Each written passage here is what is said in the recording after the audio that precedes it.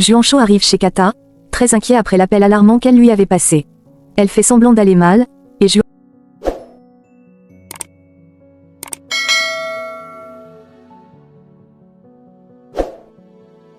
Juancho, rassuré de la voir, vivante, insiste pour l'emmener à la clinique malgré ses réticences. Pendant ce temps, Eric termine l'interview chez lui avec Zulma. Mais à peine l'entretien terminé, Ligia arrive et découvre la journaliste chez elle. Elle explose de colère en exigeant de savoir ce que cette femme fait là. Eric essaie de calmer la situation, mais Ligia, hors d'elle, accuse Zulma d'être la journaliste qui s'acharne à salir la réputation de Charlie. Zulma tente de rester professionnelle. Elle explique que ses reportages sont basés sur des faits, mais Ligia n'en croit pas un mot. Pour elle, tout ce que la journaliste raconte est un tissu de mensonges visant à détruire la carrière de son fils, qui s'est pourtant battu pour en arriver là. Zulma lui propose alors, avec calme, de faire elle aussi une interview, ce que Ligia prend comme une provocation. Elle la traite de menteuse, de manipulatrice, et l'accuse de vouloir ruiner la vie personnelle et professionnelle de Charlie. Zulma maintient que ce qu'elle révèle est la vérité, même si cela dérange. Ligia, aveuglée par son amour maternel, refuse de croire ce qu'elle qualifie de « fabulation ». Zulma prévient que la vérité sur Charlie finira bien par éclater, mais Ligia la menace violemment, affirmant que si cela arrive, elle l'écrasera, sans hésiter. Finalement, elle ordonne à Zulma de quitter les lieux sur le champ. Puis elle se tourne vers Eric avec un profond sentiment de trahison, lui reprochant d'avoir laissé entrer Zulma chez eux, sans même l'en avertir. Pour elle, Eric s'est comporté comme un traître, indigne d'être son fils. À l'hôpital, l'inspecteur reçoit une alerte médicale urgente concernant une patiente dans un état critique.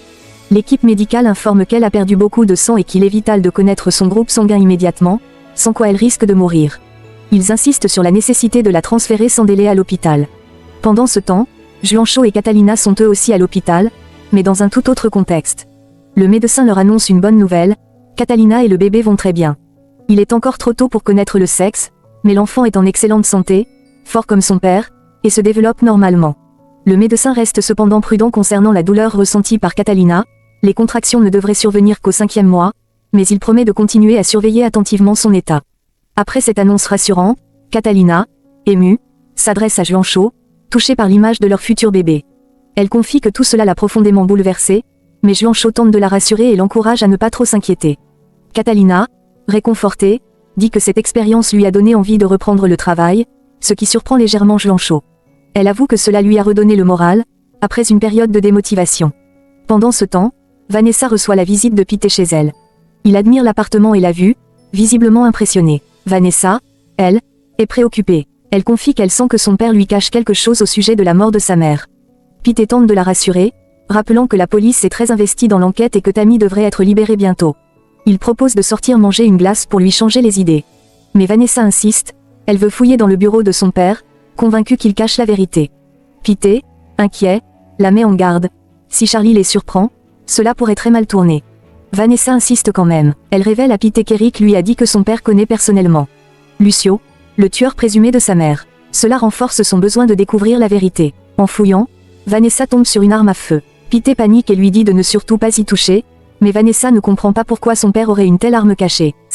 De retour au commissariat, les agents informent l'inspecteur que Lucio a avancé son voyage. Il tente de fuir plus tôt que prévu. Le chef ordonne immédiatement sa capture. Même si le mandat d'arrêt officiel n'est pas encore arrivé, il décide de mettre la pression sur le juge, pour éviter que le criminel ne leur échappe de nouveau. Axel discute avec Charlie au sujet de la chanson qu'ils ont composée ensemble. Il est enthousiaste et insiste pour qu'il la dévoile enfin au public. Pour lui, le morceau est prêt, et le monde doit l'entendre. Mais Charlie, bien plus perfectionniste et calculateur, le freine. Il veut encore y apporter sa touche personnelle. Il explique qu'une chanson, c'est comme une femme. Il faut la découvrir, la chérir, avant de la posséder. Axel, un peu agacé, rappelle à Charlie qu'il veut une reconnaissance claire comme compositeur, et il exige que tout soit net entre eux, ne voulant pas revivre les magouilles d'autrefois avec les musiciens du quartier. Charlie le rassure, lui affirmant qu'il n'a aucun souci à se faire. Axel propose ensuite d'ajouter des chœurs ou même de chanter lui-même, convaincu d'avoir une meilleure voix que ceux que Charlie a coachés. Mais Charlie le rabaisse sèchement, affirmant que le seul doué ici, c'est lui, pas Axel.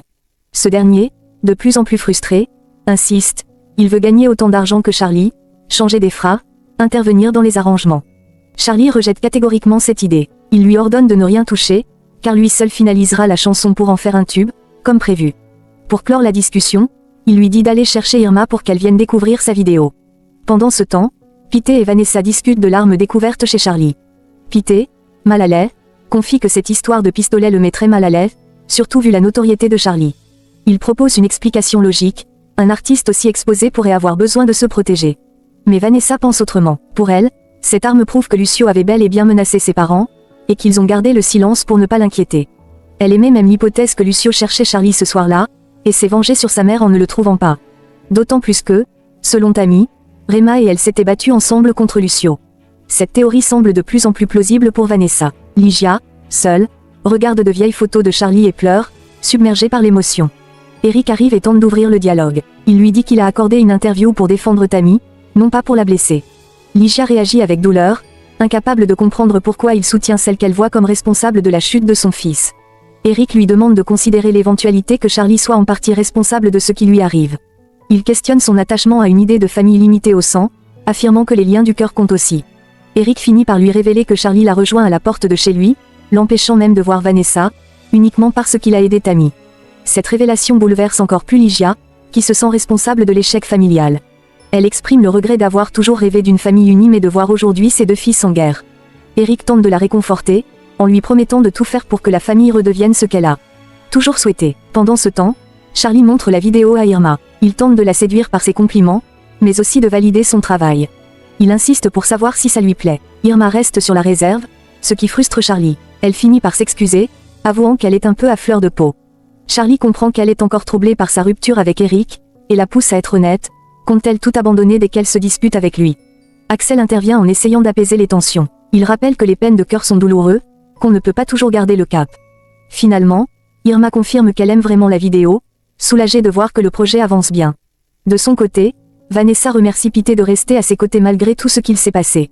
Elle apprécie sa loyauté, et ce moment de tendresse les amène à partager un baiser, signe que leurs sentiments évoluent. Alors que Maura s'apprêtait à fuir à l'étranger, la police le surprend et l'arrête à temps. Il est immédiatement conduit en prison, stoppant net sa tentative d'évasion. À l'intérieur, les agents saluent Monsieur Dieu, leur supérieur, pour l'opération réussie. Pendant ce temps, Charlie travaille sur une nouvelle chanson avec un collaborateur. Il insiste pour qu'elle soit largement diffusée à la radio, et veut en faire un succès viral. Le producteur s'interroge toutefois, cela pourrait nuire à Irma, à cause du message implicite de la chanson. Mais Charlie, imbu de lui-même, lui rappelle que la seule star ici, c'est lui, pas Irma. Il pousse son interlocuteur à signer l'accord, ce qu'il fait malgré ses doutes. Plus tard, Charlie reçoit un appel depuis la prison, c'est Maura. Ce dernier panique, lui explique qu'il a été arrêté alors qu'il tentait de partir, et le supplie de l'aider. Charlie le rabroue d'abord, lui disant qu'il n'aurait jamais dû se faire attraper. Mais rapidement, il reprend le contrôle, il lui promet de l'aider, lui dit de garder le silence et qu'il va lui trouver la meilleure avocate du pays. Charlie tente de le rassurer, lui assure qu'il ne le laissera pas tomber, et raccroche en promettant d'agir vite. Il compose immédiatement un numéro, il appelle Carolina, son avocate, pour s'occuper du cas de Maura. Pendant ce temps, Yemi est à l'hôpital. Elle commence lentement à se réveiller, après avoir échappé de justesse à l'agression en prison. Catalina parle avec Juancho au bureau. Elle lui propose de travailler depuis chez elle si sa présence le dérange, mais il lui répond qu'il n'en est rien. S'il la regarde ainsi, c'est parce que l'échographie a rendu tout beaucoup plus réel pour lui, ils vont devenir parents. Catalina partage le même sentiment et souligne que Juancho a déjà une certaine expérience en ayant élevé ses frères et sœurs. Elle lui dit qu'il sera un père formidable. Juancho évoque avec émotion le départ soudain de leur mère, les laissant seuls, mais il a tout surmonté. Catalina espère que leur enfant lui ressemblera, bon, travailleur, intelligent. Ils discutent aussi du fait que leur bébé ne grandira pas dans une famille unie, mais Juancho la rassure, lui non plus n'a pas eu une famille idéale, et pourtant il s'en est bien sorti. Catalina prend ensuite congé de lui. Dans les locaux de l'entreprise, Carolina arrive à la demande de Charlie. Il lui dit qu'il a un client pour elle, Giovanni Maura, le comptable de l'entreprise. Il lui explique que Rema l'a licencié en l'accusant de malversation. Carolina demande pourquoi elle devrait le défendre. Charlie insiste, Maura est un ami de longue date, et tout cela n'est qu'un coup monté par Rema, qui aurait aussi menti à lui. Charlie précise qu'il ne lui en avait pas parlé à cause de sa fille, de la presse et des scandales. Carolina insiste pour savoir si Charlie a, oui ou non, maquillé les comptes avec Maura. Il nie tout en bloc. Elle finit par accepter de le défendre mais le met en garde. De son côté, le détective confronte Maura et l'accuse de connaître toutes les malversations du studio. Maura se défend et dit qu'il ne faisait que calculer les recettes selon ce que Rema lui apportait. Carolina intervient. Elle exige que l'interrogatoire cesse car elle souhaite parler seule avec son client. Elle conseille à Maura de rester sur la version des faits qu'il a donnée. Elle lui dit que son unique erreur a été de faire confiance à Rema sans vérifier ce qu'elle lui remettait. Selon elle, Ni elle, ni Charlie ne sont mêlés à l'affaire, et Maura doit se présenter comme une victime. Ligia arrive chez Vanessa, qui s'inquiétait beaucoup pour Charlie. Elle explique qu'elle a essayé de le joindre sans succès et a même appelé sa grand-mère par peur. Charlie finit par répondre, s'excusant de ne pas l'avoir prévenu. Il dit qu'il était resté au studio pour travailler sur des chansons. Vanessa lui reproche de ne pas lui avoir donné de nouvelles. Il lui assure qu'il va bien et qu'ils se verront plus tard. Après l'appel, Vanessa demande pardon à sa grand-mère de l'avoir inquiétée. Ligia, attendrie, lui répond qu'elle sera toujours là pour elle. Elle prépare ensuite le petit déjeuner, et Vanessa en profite pour lui confier qu'elle a trouvé un pistolet dans le tiroir de Charlie. Ligia tente de la rassurer, disant que c'est peut-être à cause de tout ce que Charlie a vécu récemment, notamment la mort de Rema. Vanessa, elle, reste méfiante face à l'attitude étrange de son père. Pendant ce temps, Charlie parle avec Carolina. Il lui explique qu'il a essayé de la joindre la veille au soir mais que son téléphone n'avait plus de batterie. Elle lui rappelle qu'il doit lui transférer la moitié de l'argent convenu pour l'affaire Maura. Charlie accepte, mais découvre en consultant ses comptes qu'il ne dispose pas de la somme nécessaire. Il appelle alors Lucio. À la télévision, les nouvelles annoncent que Tammy a été poignardée en prison alors qu'elle attendait sa libération. Elle a été transférée d'urgence à l'hôpital et son pronostic vital est engagé.